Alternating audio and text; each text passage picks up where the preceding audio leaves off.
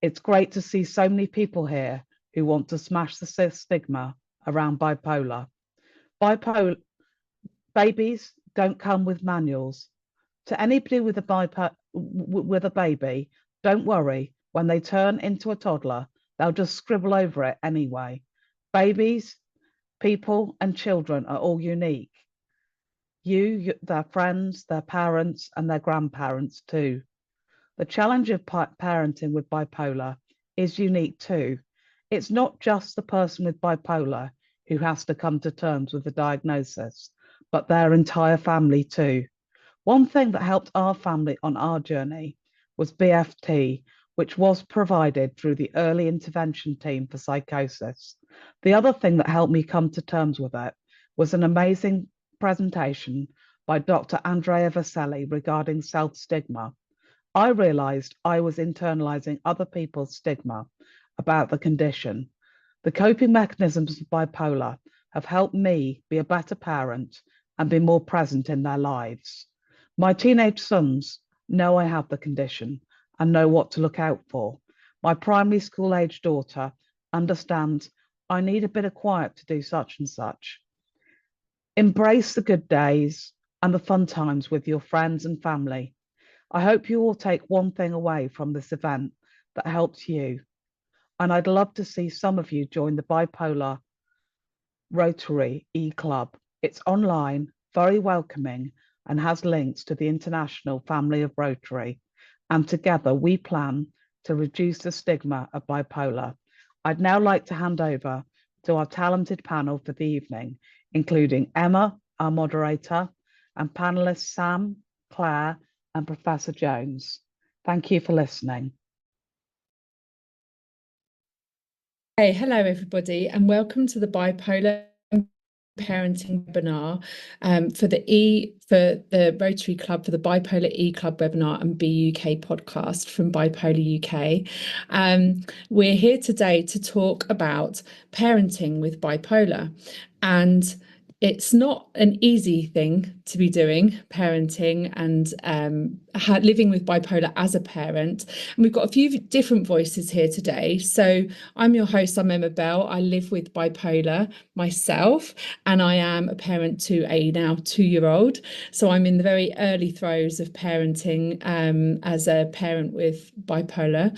And I also have 2 guests with me, Claire and Sam, who both live with bipolar and have their very different experiences and journeys so far, one in new parenting and one who is a seasoned parenter, I will call you Claire, who are both going to bring their different experiences to this podcast as well. And we also have Professor Stephen Jones, who keeps telling me to call him Steve, so I shall from this point forward, who has extensive experience and exposure to working with a group of parents who live with bipolar and their children and their experiences of that as well. So I'm going to come to each of my panelists today and I'm going to get them to introduce themselves in their own words as to how they have arrived at talking with us today about bipolar and parenting in this webinar. So Sam, can I come to you first, and in your own words just tell us a little bit how you've arrived here and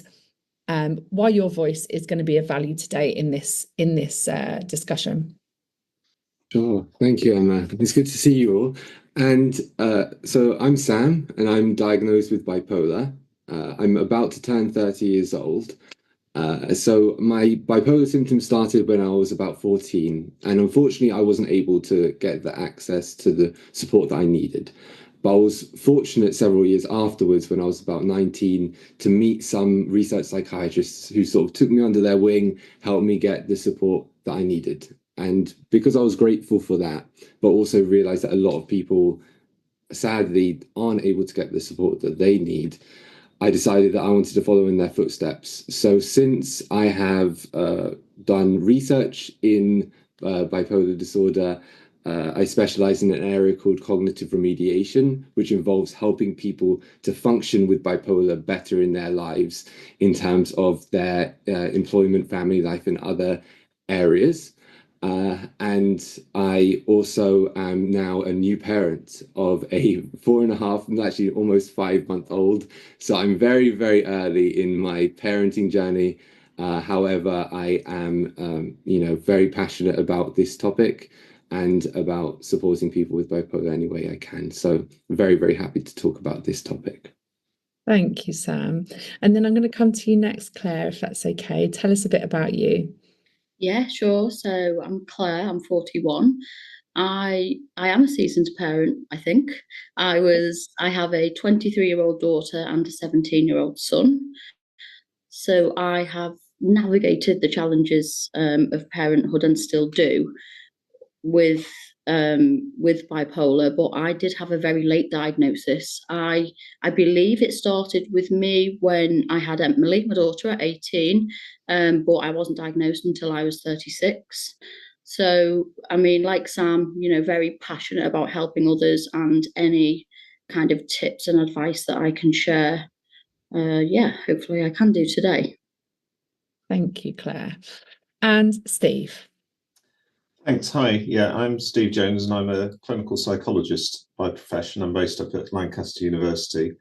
And my research has been around sort of the psychology and psychological support of people living with bipolar disorder for most of my research career. And that's looking at the challenges people experience across the lifespan. And one thing that's emerged from that is the lack of support often for people who are parents with bipolar. And as a result of that, we've developed this integrated bipolar parenting intervention study, which is an online trial which we developed with parents with bipolar.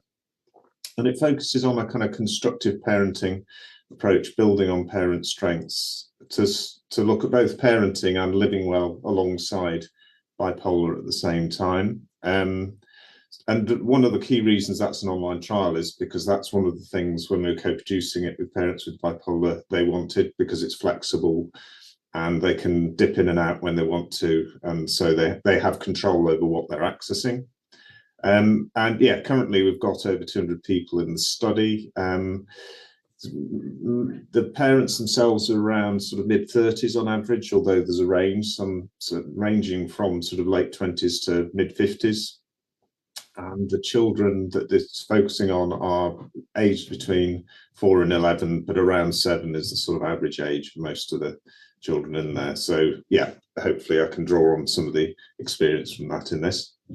Yeah, I think you're going to be a fantastic collective voice for this conversation, Steve. And I'm excited to talk more to you about some of the things that you've kind of seen, like, because I'm sure you'll start to see lots of familiar patterns within this kind of demographic of people living with bipolar. So I'm really keen to hear that. I'd like to start posing the same question to kind of each of you, because I think each of you are going to bring a different dimension to how you answer this. And the first question is, what do you find? So I'll come to you, Sam, first. We'll go in the same order. Sam, what do you find has been the hardest or most challenging aspect of parenting whilst yourself living with bipolar? So I think one that's probably going to be incredibly consistent across people is sleep.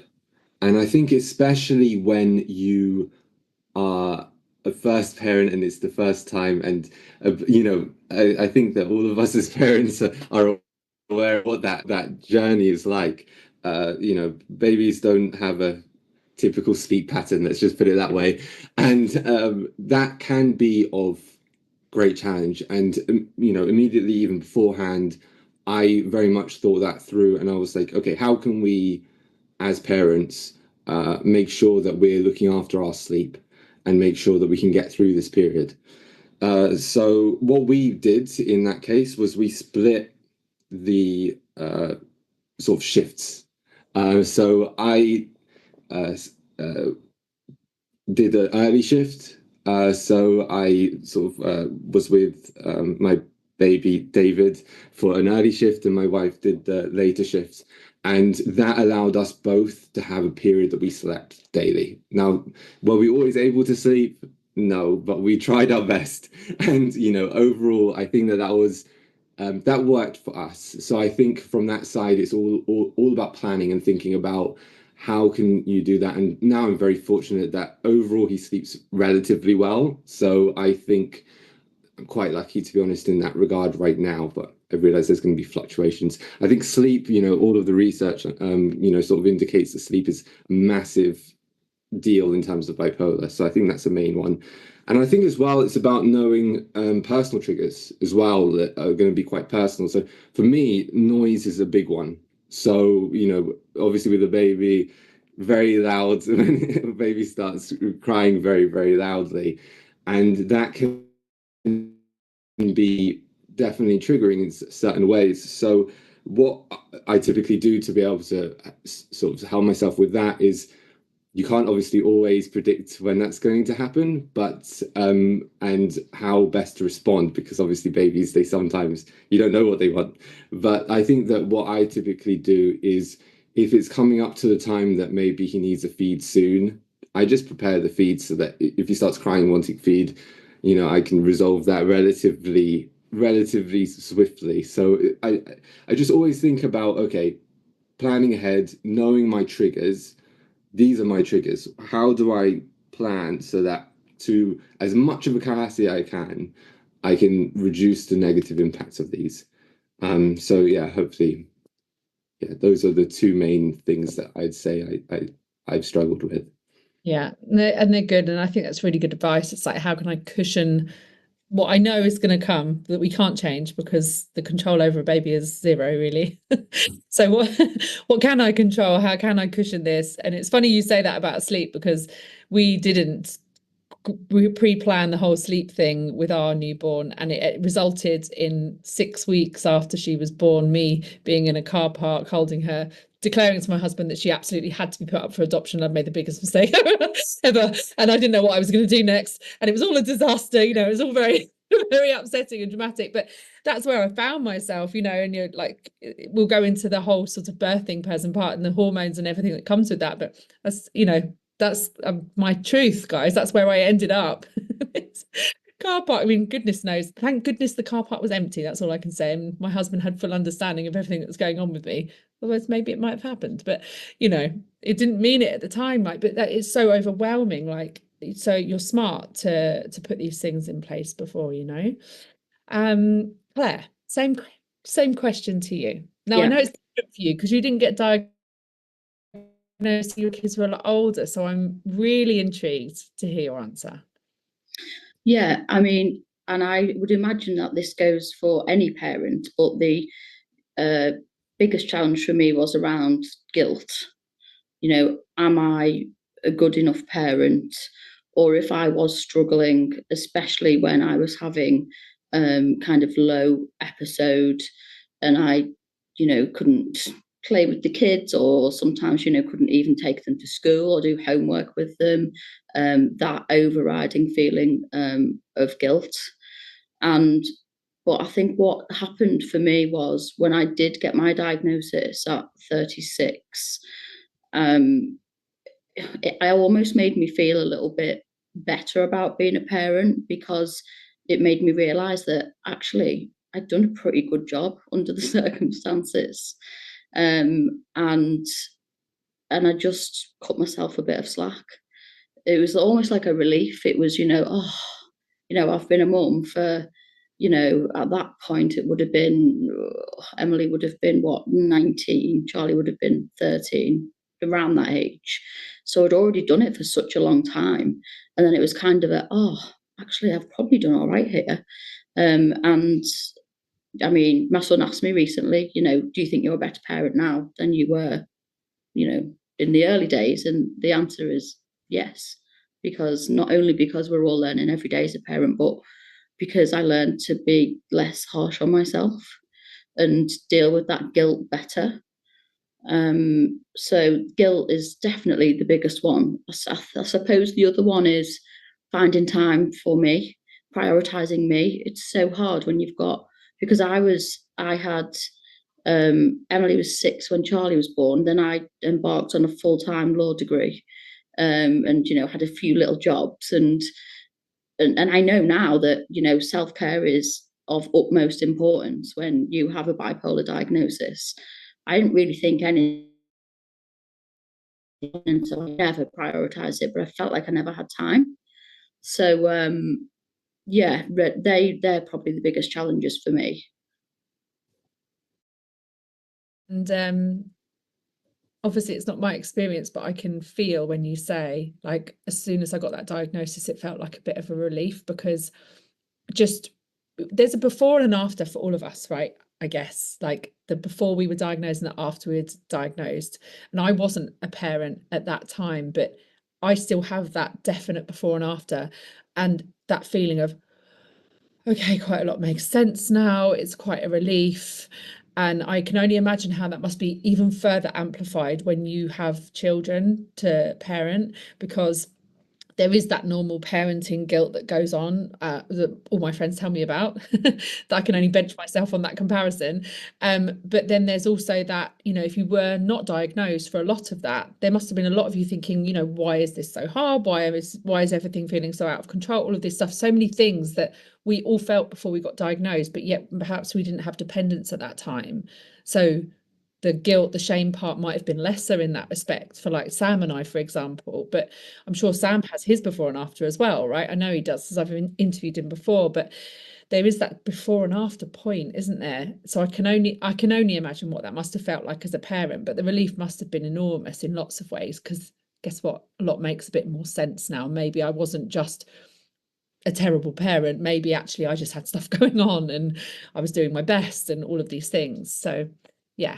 Yeah, and I think I just felt a lot lighter, and yeah, it just wasn't as hard on myself. And I mean, guilt is an overriding emotion for me anyway, and and so for me, and I amplify it by, you know, 100 and catastrophize. And so with all that in the mix, it was just, yeah, it was overwhelming. Yeah. But yeah, a lot lighter after the diagnosis. Good. And Steve, with the exposure to, you know, the hundreds of parents that you have exposure to and their children, what would you say is the overriding or one of the most prominent obstacles and challenges that parents face? I mean, I think what people have already said, what Claire and Sam have been talking about, rings bells in terms of what people have said. I mean, I think there's an inherent challenge, isn't there, in sort of, I mean, parenting's tough anyway, and then living with bipolar is a challenge, and one of the parts of that challenge is living with things like mood instability, which can make being consistent in delivery of parenting an extra challenge, for instance. And I think as Claire was saying, guilt can come with that, and focusing on negatives can come with that. So people really processing what is good about their parenting can be really important, actually, in working out what does it look like to be like a good enough parent, because that's a challenge for everyone. And if you're living with bipolar, that's a bit amplified, and helping people see the full picture, I think, is really important.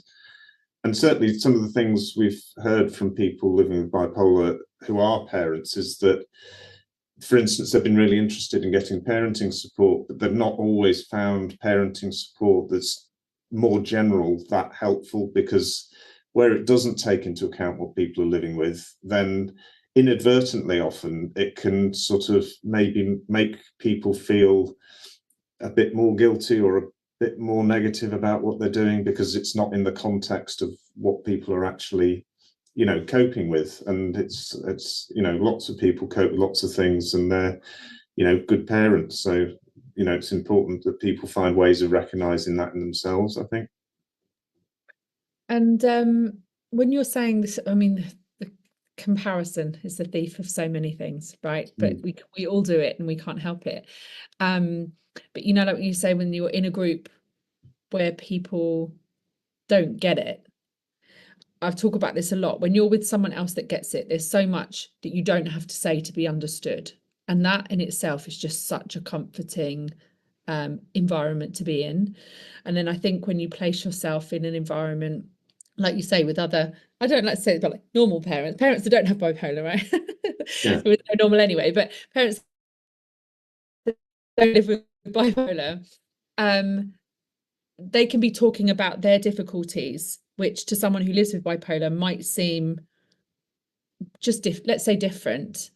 And then a lot of the things they're talking about, you might be thinking, well, they aren't like my problems. Like, it might make you wary about saying them out loud as well, what your actual challenges are feeling like, because they might seem more extreme or more severe, at which point, you know, might raise a few eyebrows or whatever people might do, which then puts you off talking, right? So that's why a talk like today is super helpful. And the studies that you're doing, you know, with the people that you're doing all this with, I imagine they find a lot of comfort just by being in that environment with other people and around other people, I'm sure. Yes, I mean that's a general sort of finding across all stages of people's experience of bipolar, and obviously plus 10 in a way for people who are parents as well. And that, I mean, that's why it was so important for the sort of online type interventions, which are somewhat remote, to actually have them genuinely co-developed with people who are parents who are living with bipolar, where, you know, it needs to be that the material actually reflects people's real experiences, you know, rather than more generic information. And that's, you know, that's why it took us, you know, nearly the first year of the study to just create the material in the right way. But that's, you know, it's important to do that, I think. I think it's also important sometimes to hear something said out loud that you might be afraid to hear, but someone else says it, right? Like, there's a lot in the peer spaces that I think is incredibly helpful, because in a normal parenting situation, you might not say those things out loud, but yet when you're sat with other parents who also live with bipolar and you say it and people go, oh yeah, me too, you know, all of a sudden you go, oh, okay, I'm not going to have social services around tomorrow, maybe it's going to be okay, like, you know, we don't have to panic quite so much, you know, it makes everything feel a little easier and I think less shameful. And I think that's a lot of the burden that we can carry is shame, right? The guilt that generates the shame. And if your shame resilience isn't that high, then I think that can be quite debilitating in lots of ways. We do have quite a few questions that have come in from various people from the Bipolar UK community and the Rotary Club community. So I'm going to start posing a few of the questions to our speakers today. And the first one, I'm going to come to you, Claire, first, if that's okay. And it's going back to what we've just touched on now. How do you navigate guilt, shame, and self-doubt that come with parenting whilst being affected by bipolar?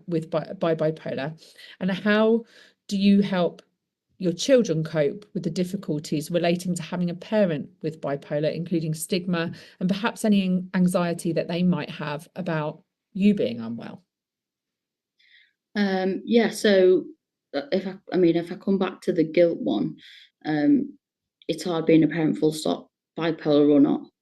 And so the things that I do to navigate that, one is definitely the kind of self-care, you know, looking after myself. And that might be one of the things that I do is if I'm feeling really guilty, and it might be about something really silly, I don't know, I've told the kids off, or, you know, I didn't give them the time to do something with them.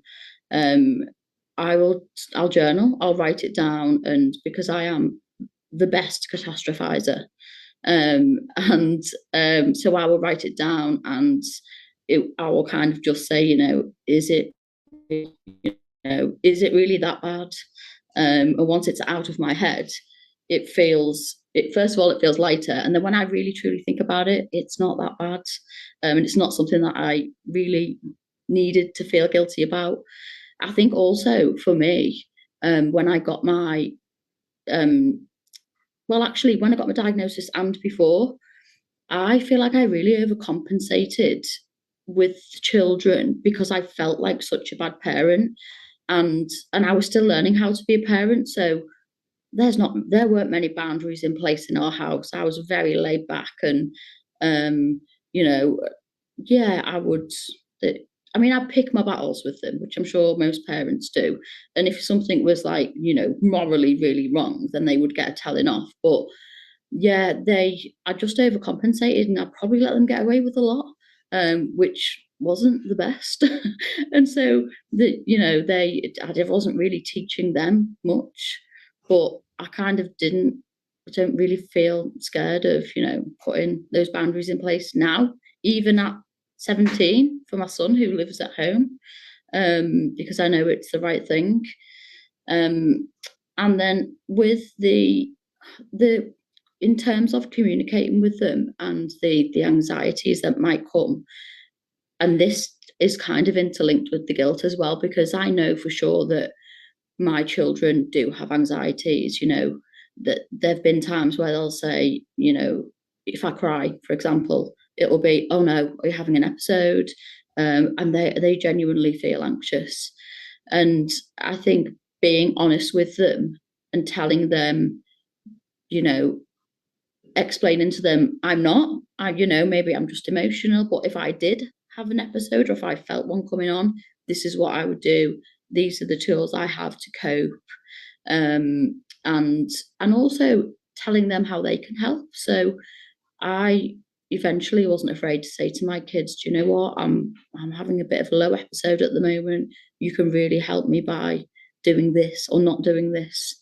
And just communicating with them around the, you know, to help with that anxiety.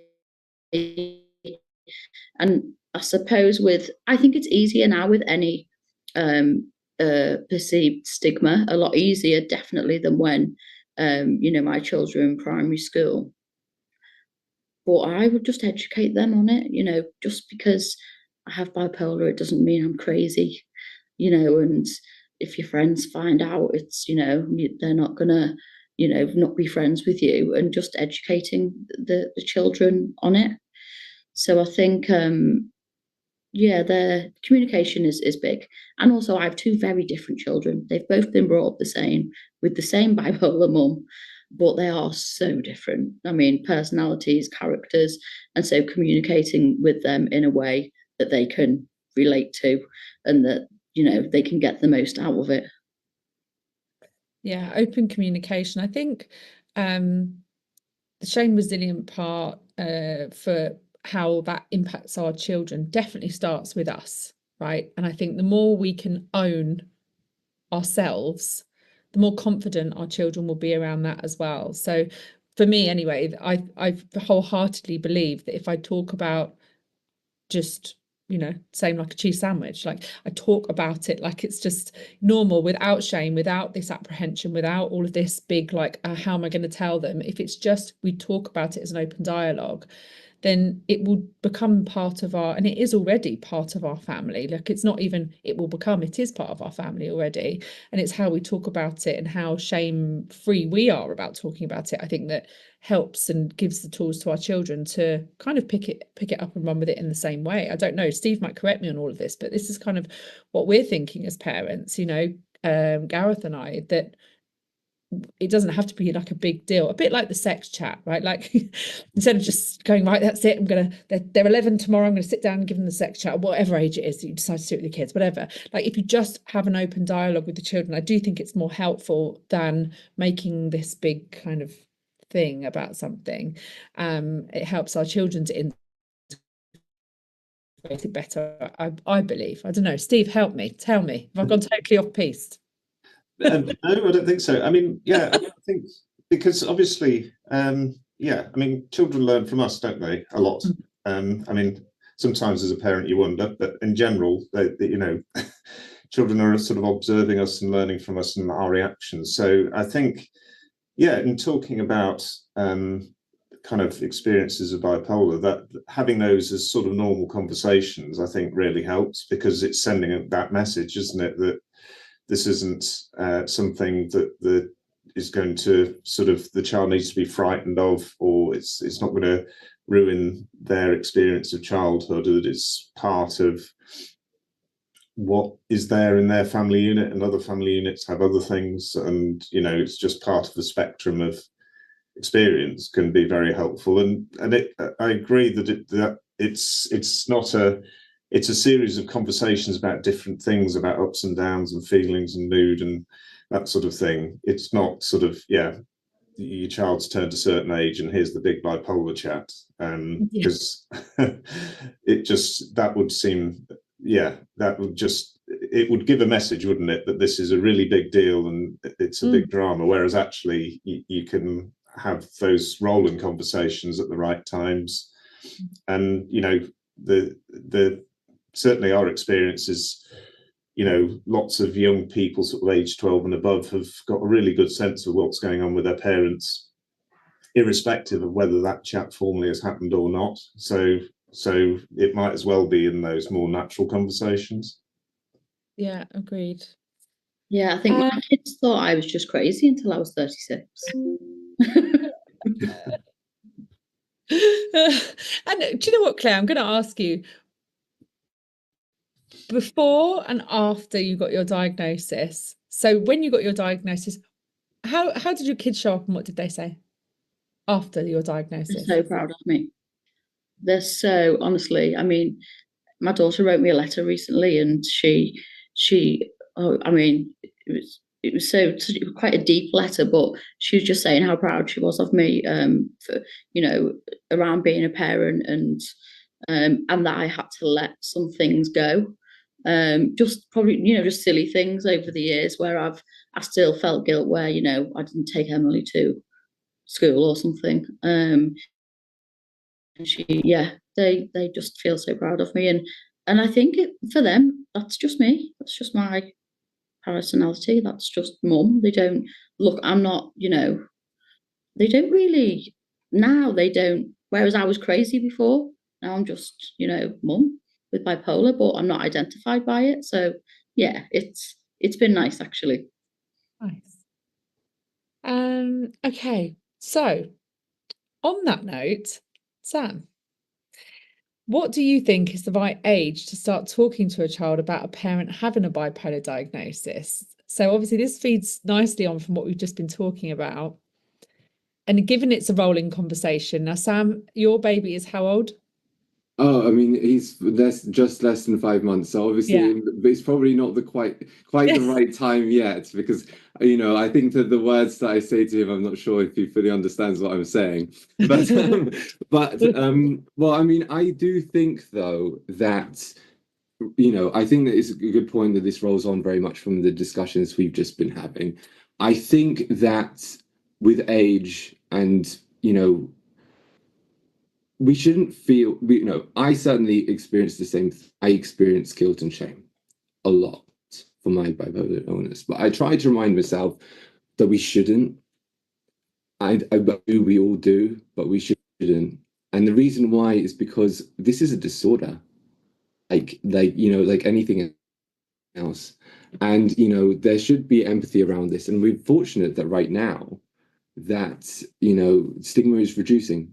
Could it reduce faster? Can it reduce more? Certainly, but I think that we're slowly getting in the right direction now. And I personally think that the earlier you can start discussions, the better. And this is where it's helpful early diagnosis, that you can start to know it. Like I feel very lucky and fortunate that I managed to get a relatively early diagnosis. It's definitely incredibly helpful to me. But I'd say that as soon as they're old enough to be able to understand things, I think it's that they'd be able to understand what you're saying. I think it's the time to potentially start talking about things like, okay, like dad's I'm struggling. I'm in bed at the moment. I'm not doing things. That's not because I don't love you. That's not because you've caused this in me. This is something that I just struggle with because I've got an illness. And I think you don't need to really, go into depth in terms of necessarily the definitions of what that means, and explain, okay, this is how it works. And then you got these cycles and, especially when they're young, they don't need all of that information. But if, they know, okay, is an illness. Okay, this is just something that they struggle with, and you just explain it's the same thing as if they had, let's say, diabetes, or if they had, some other, physical health condition. So I think it's about that as well, because I think, I was quite fortunate as well when I was young, because my mum had depression. My mum didn't have bipolar, but she had depression. And, one thing that my mum used to say to me was, I love you so much, if I'm upset, it's not because of you. And I think that just in the kid, it just gives this sense of relief. Yeah, I think that's a perfect word. And I think that's what it's about. And, it's sad that we experience guilt and shame. I do, like, all the time. Like, I'm always worried about the impact I might have on my son, but it's just sad that it's the case, because genuinely, like, we don't deserve to, because it's a disorder, we're unlucky right now, it's just unfortunate that we're in this situation. So I think, the message of I think we deserve some self-kindness as well. I just want to add in there. Thank you, Sam. And my daughter is 2.5 nearly, and funny enough, we just got a book. I've never sat down and said, Mummy's got bipolar. That conversation hasn't happened. But funny enough, we have just got a book called Included. Now, it doesn't have bipolar in it, but it has ADHD in it. It has deafness in it. It has lots of different things that people live with.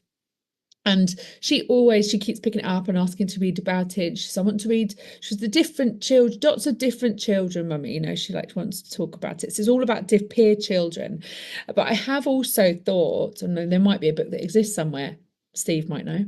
But I have also thought about writing like a similar thing. It's like 3 or 4 pages per character. And it's super simple, super age appropriate. The book's actually for like 3 to 7-year-olds, but she likes being read these books. She can't read them, right? But we read them to her. So I had thought about writing like a little 3-page, like a little paragraph on somebody, character living with bipolar, in a similar way, really simplified. Some days are happy, some days are not so happy, like some days are lots of energy, some days are not lots of energy, whatever. So it's kind of crossed my mind. And Steve, you might have a good resource. I'm hoping you do for kids. I don't know. Do you? No, not yet. I mean, I think that's a really good idea, and a good question. I was just thinking as you were speaking. I mean, that there's obviously for older kids, there's the Jacqueline Wilson Illustrated Mum book, which is I know a lot of people have read that and found that really helpful, both as teenagers and as parents. So in terms of that's sort of a very moving novel and description about the challenges of living with mood instability, but also the real bond between parent and child at the same time, and the good things they do together as well. So yeah, that's an interesting one. Yeah, for slightly older children, that sounds great. So yeah, I mean, this book is called Included. It doesn't include anyone with bipolar, but that said, it could be quite a nice framework if anyone's got super young kids. It's a really lovely book anyway to help introduce them to different people in their social circles as they go into shared spaces with other people on their same age group. But at the same time, look at it and use it as a little bit of a model, a little bit of a guide to put their own little, very short 3-page, 3-paragraph little story together of a character living with bipolar. Could be a nice introduction if you've got littles like me and Sam have got right now. Okay, so let's go on to the next question. Claire, I'm going to ask it to you and me as well, right? Because I think we're going to get 2 different views on it. For any new mother or birthing person out there, what's the best way to cope with a lack of sleep? Obviously, you don't get much sleep at all with a newborn, and how can you avoid it triggering mania? And the reason I direct this at the person that was the carrier of the baby is because hormonally there is a difference when you are the the birthing person as the carrier of the baby versus not. There's a huge postpartum shift. There's huge hormonal changes that happen. So Claire, you weren't diagnosed. So I'm wondering if it's difficult for you to differentiate what was what, or do you now in hindsight, can you look at it and think, oh, maybe that was hormones, maybe that was bipolar, or what's your experience of that? I mean, I look back now and I was a terrible sleeper anyway. And some nights it would be 2 hours, some nights no sleep. And it always did trigger what I now know as is an episode, a low episode for me. And on those people that say sleep when baby sleeps, yeah, but it's not that easy. You've got stuff to do. But I was, you know what? I was a bit of a martyr with my kids. I would say to my husband at the time, I'll do the night feeds because I just wanted to be with them. I'll do the night feeds, and I think because I felt like a rubbish mum anyway. I thought, right, I have to do these, and so I wouldn't even accept help from him. And then even if I let him do the night feeds, I'd get up anyway. I'd be there, you know, just checking everything okay. And I mean, I don't know how I did it because I love and need my sleep now. I'm definitely catching up from when they were little. And I kind of made a rod for my own back in that respect. I think if there is any way you can get in uninterrupted sleep and you do have a partner that is and can do the night feeds, take it. Take it from me. Take it.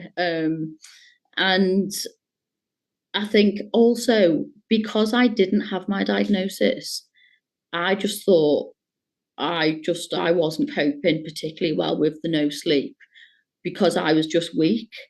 And so I would never ask anybody for help, ever. I mean, when Charlie was born, my husband went to work away. We came home from the hospital at 9:30 in the evening, and then he started a new job working away the next day. So I was at home with this new baby, no sleep, and just thought I was the worst mum in the world because I was so emotional and I was shattered. And honestly, his family are unreal. I'm still really close to them. And I had some of my family, all amazing.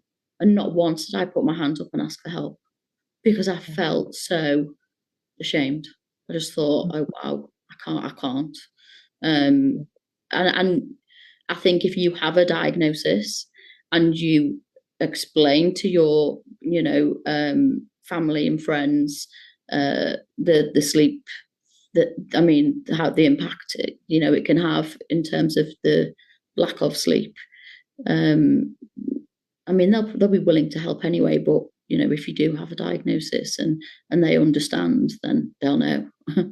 But yeah, it's hard. It is difficult, but get help, you know, from your wider network, and try your best to sleep when you can.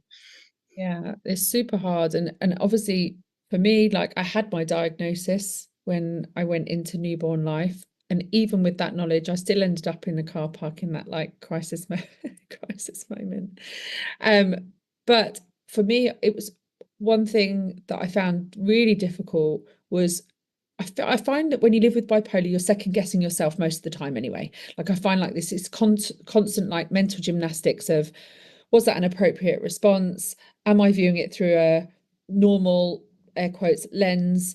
So there's a lot of self-management that goes on anyway. So it's already like a full-time job because you're thinking, am I seeing this how they're perceiving it, or am I seeing it through a distorted lens perception because maybe I'm not totally regulated or in a good space right now? So there's that going on normally. Then throw into the mix postpartum hormones, no sleep, crying baby, all of that.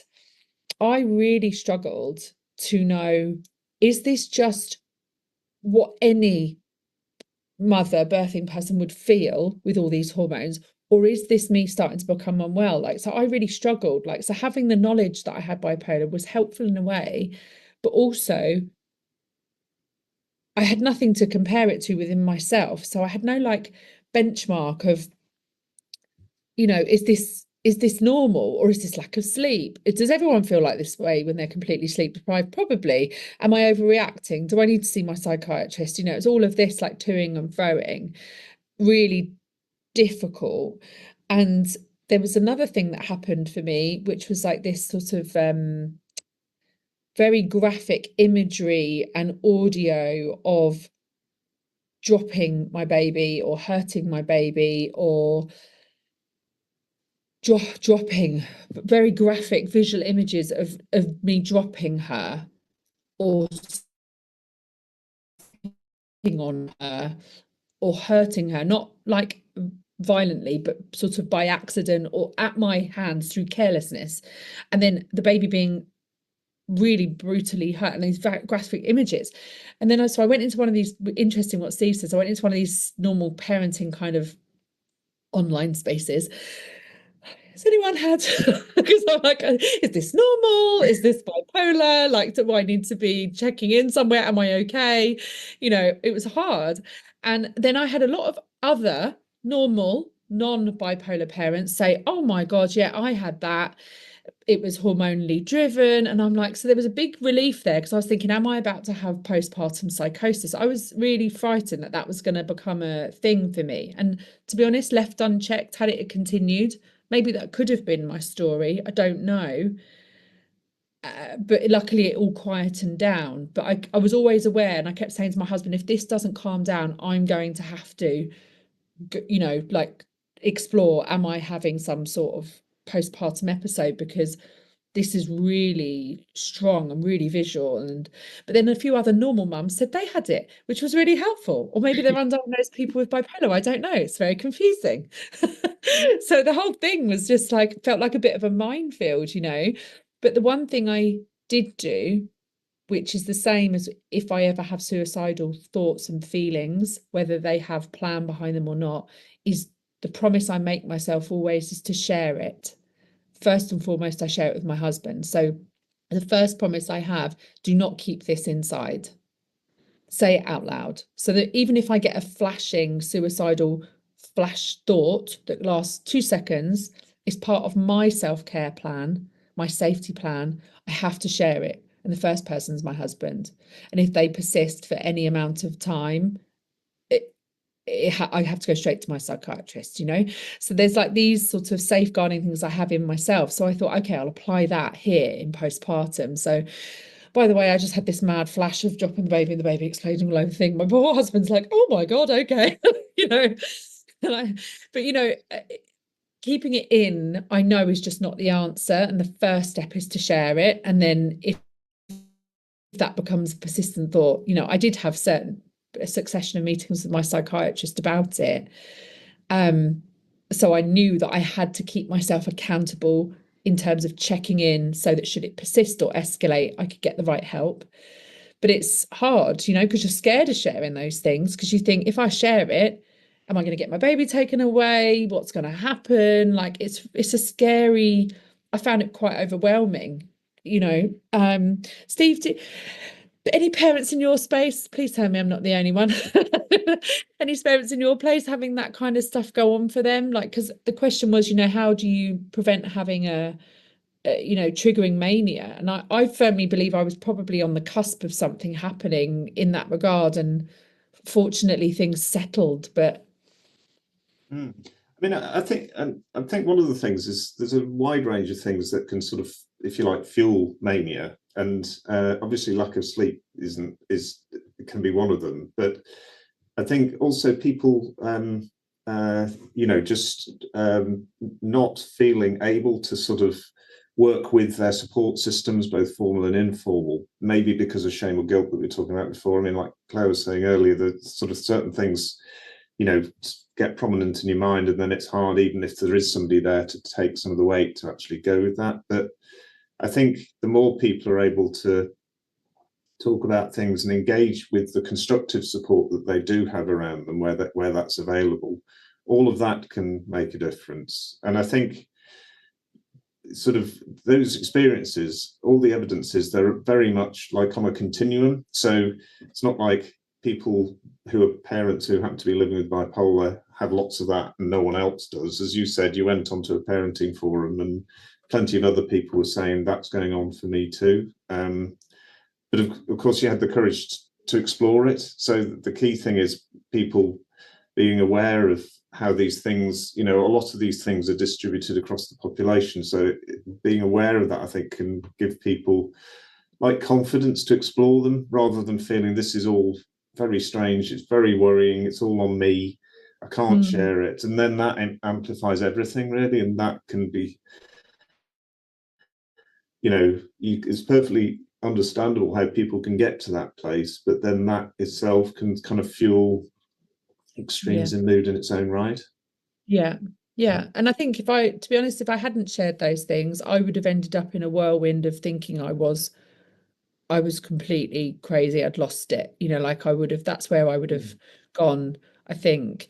And I think I put it into that general parenting space because I thought if I get even one person that comes back and says me too, then I can think, okay, then I can just monitor this and not, let this run away with me, and then just check in and, do all the things that I do as part of my safety plan anyway, when I have something extreme going on, which, to be honest, having a newborn is extreme. Definitely.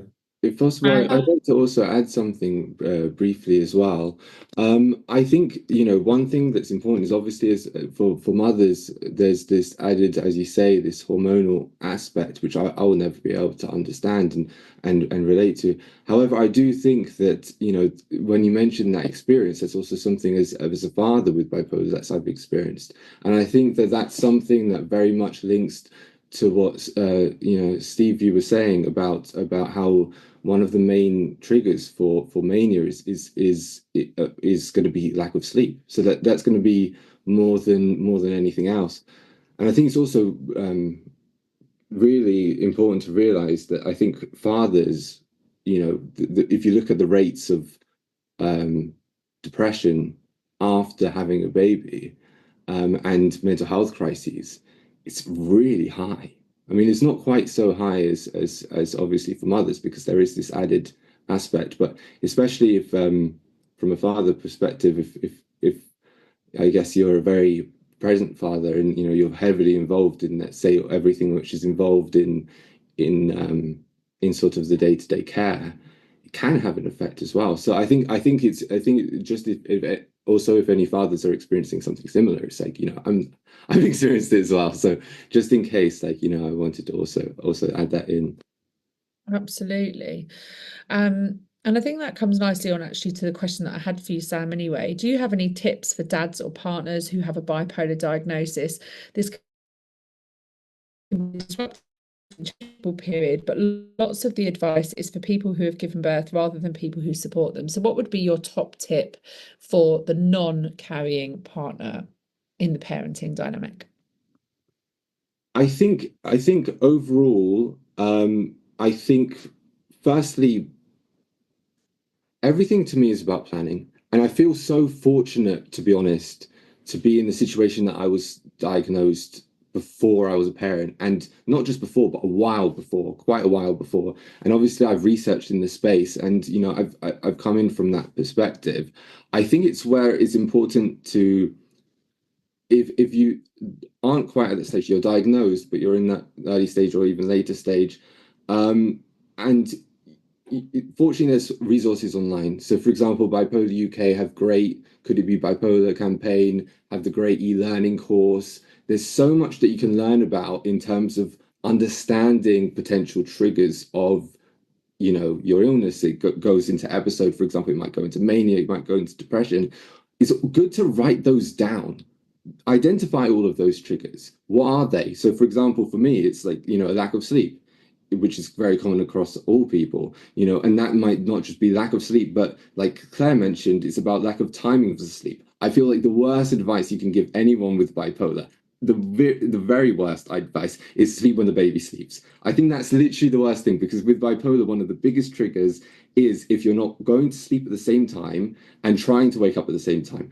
Like Claire said, sometimes it's, and like I said, sometimes it's not going to be possible to sleep in those time frames. You're going to miss some nights. But, if overall you're trying to sleep in that, cycle, at least you can prevent potentially going into episode. In terms of other things like noise, you just got to strategize a bit and think through, okay, how can I reduce the impact of that? Thinking about, okay, I can notice slightly going into something, okay, we need to contact parents or whatever other external support or anyone else that might be able to come into the picture and help. And like you mentioned, Emma, as well, about partners, both partners talking with each other. I've only got so much energy right now. Do you mind, like, taking over a bit, and then vice versa? Because for me as well, we have to do a lot of that because my wife has depression as well. So we have to really converse from both sides of our perspective and think about how we can support each other through this process. So I think it is that, and I think it's fortunate that now, and I think this comes back in terms of the timing, like, for Claire is, obviously you've had children quite a long time ago, and that was a time that sadly less people knew about bipolar. Whereas I feel like for parents now it is sort of a time where fortunately there's a lot of resources out there, and I'm grateful overall for what Bipolar UK is doing, and there's a lot of good resources that can be utilized in terms of understanding. So my main advice would be that, and then secondly, it's that it's okay to struggle as a father with a child. And it's okay to I feel like there's sadly less resources for fathers, to be honest. I think not just in the bipolar space, but I think in general. And I think, partly that's because I guess there are fathers out there that don't want to be present with a child. But the thing is, the fact that you're attending this and you're interested in this topic, if you are a father, then you're like me, you care about this topic and you do want to be there for your child. So I think for people like us, I think it is about we're here for each other, and it's it's an important topic as well. Yeah. Thank you. We've just got 5 minutes left, so I've got 2 quick fire questions. The first one is, I'm going to put this to you, Steve. What are some of the ways that we can help our children feel secure and supported when we feel our moods are changing? Yeah, I mean, I think some of this sort of links quite nicely back into what we've been talking about in a way. So, I mean, I think a lot of the things that help our kids feel safe and secure are good enough parenting. So it's not just what happens around the time when mood might be changing. It's also what happens when you feel a bit more stable. So if children in general have a sense that home is a safe and secure place, they're much more resilient to when things just become a bit unusual or different. I think as Sam was talking about, having clear plans in place for what you do as a person when you notice your mood changing is really helpful, because often what's useful about that is not only what you notice, but also how you draw on the people around you to support, so that the child, in a sense, gets a sense that they're in a family. It's not, if mum's not feeling so great, then there's maybe other people around. If dad's not feeling so great, there are other people there to support. So it's not all hanging on one person, and even that person has plans and strategies that, as we were talking about at the beginning, all become part of a bit of a natural conversation. It's not a big scary thing that in the corner that just comes out in a frightening way randomly. Yeah. It's people living their lives with some challenges, and as we said at the beginning, recognizing some of the benefits that people bring to parenting who are living with those experiences as well is really important. And another question for you, Steve. We've had a few people messaging with concerns over how do I start, or what age should I start to look out for signs of bipolar in my children? Because obviously there is a concern amongst parents who live with bipolar that their children will go on to have bipolar as well, and what should they be looking for, and how do they help with that? Yeah, so I mean, I think so. If you look, for instance, at, I don't know, the NICE guidelines for bipolar and things, they start talking about the sort of relevance of bipolar as a sort of diagnostic category in sort of in young people, as in sort of adolescence and beyond, it becomes more relevant. So, I mean, I think it's perfectly understandable that parents worry about that. And, you know, there is, to an extent, you know, there is evidence that bipolar somewhat does run in families, but that can seem to imply it always runs in families. And so I think one thing that's important is that the statistics are, you know, yes, there is a high rate of bipolar in families where the parent has bipolar, but it's still the case that the vast majority of children of a parent who happens to have bipolar don't develop bipolar themselves. So in some ways, the best thing parents can do is the good enough parenting we've been talking about. And things like anxiety and depression, not necessarily clinical depression, but low mood, are very much, you know, they're very common in childhood anyway. And where parents are able to sort of support their kids through those sorts of things, there's lots of kids need that, you know, irrespective of what the parent may or may not have as a diagnosis. In doing all those things, that actually seems to, in terms of the research, really help mitigate the risk of those turning into anything else as well. So just by doing the everyday things, I think is really helpful. So I guess I'd be cautious about specifically trying to work out, you know, exactly at what point do I need to start thinking this is bipolar, because, you know, lots of young kids, their mood's all over the place. It's part of being a kid, you know, and naturally, if you largely treat it as that often has positive benefits for you and the child at the same time. Yeah, agreed. Thank you, Steve, and thank you, Claire. Thank you, Sam. That brings us to the end of our hour. So I'm going to have to close there, but really grateful to all of you for bringing your life and your hearts and your experience to this conversation. And thank you very much, Rotary Club and Bipolar UK, for having us all. And we hope this has been helpful. Thank you. Thank you. Thank you.